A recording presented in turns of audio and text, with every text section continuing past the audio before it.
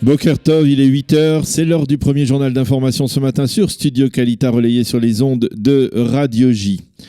La semaine qui débute s'apprête à être particulièrement mouvementée sur le plan politique. En effet, Benny Gantz a jusqu'à mercredi minuit pour tenter de former un gouvernement. Sinon, il devra remettre au président de l'État, Reuven Rivlin, le mandat que celui-ci lui a confié il y a presque 28 jours, 25 jours très exactement. Dans ce cas de figure, le président Rivlin devra se tourner vers le président de la Knesset, Yuli Edelstein, pour lui demander de trouver au cours des 3 semaines qui vont suivre un député parmi les 120 capables de réunir autour de son nom une majorité absolue de 61 mandats.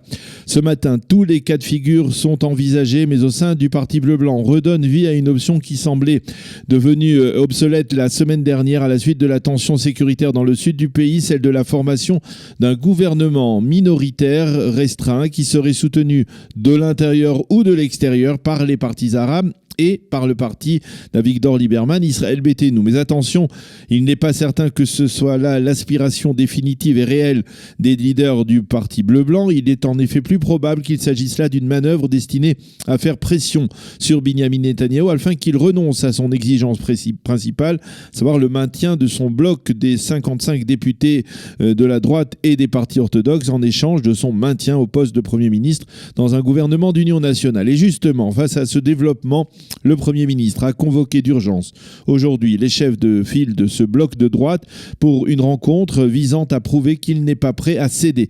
Une chose est sûre, Lieberman, qui la semaine dernière a qualifié la liste arabe de 5e colonne, ne semble plus écarté l'option de s'allier avec elle dans le but de former sous la direction de Benny Gantz un gouvernement minoritaire. Parmi les scénarios possibles, on fait également état de rumeurs sur des contacts entre les responsables de Bleu-Blanc et certains députés Likoud afin que ceux-ci puissent faire scission du Likoud et rejoindre une coalition qui serait donc conduite par Benny Gantz, ce qui éviterait à ce dernier de compter sur les voix des partis arabes. Mais là encore, il ne s'agit que de rumeurs qui sont apparemment démenties pour l'instant ce matin au sein même du Likoud. Parallèlement à cette effervescence politique, la tension grimpe également dans le milieu juridique. En effet, selon certaines informations qui n'ont pas encore été confirmées, le conseiller juridique du gouvernement Avichai Mendelblit s'apprêterait à publier dès ce mardi, ses conclusions dans les affaires judiciaires concernant Binyamin Netanyahou. Et naturellement, ces conclusions pourraient avoir un impact très lourd sur la formation du prochain gouvernement. Mais il faudra donc attendre d'avoir confirmation d'abord une telle information, peut-être dans le courant de la journée, donc concernant la date de révélation donc des conclusions du conseiller juridique du gouvernement.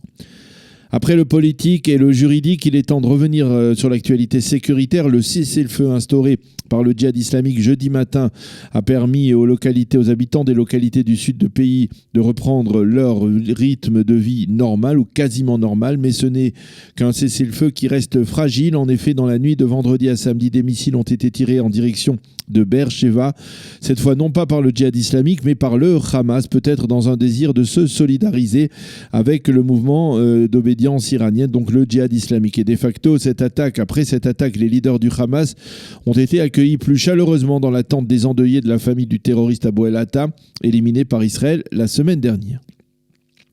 Et puisque nous parlons d'influence iranienne, sachez que le guide suprême de la révolution iranienne, Ali Khamenei, a déclaré avant-hier dans son sermon du vendredi que l'Iran n'aspirait pas à la destruction du peuple juif, mais seulement à celle de l'État d'Israël. La précision était importante, n'est-ce pas ?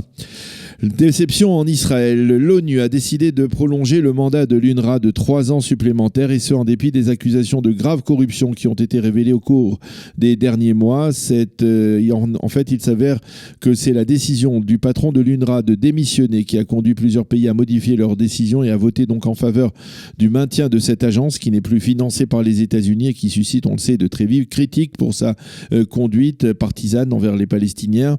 Danny Danon, l'ambassadeur d'Israël à l'ONU, a affirmé qu'au bout du compte, les virements des différentes nations, des différents pays vont s'affaiblir en direction de l'UNRWA et celle-ci n'aura plus de budget nécessaire pour continuer son action auprès des Palestiniens.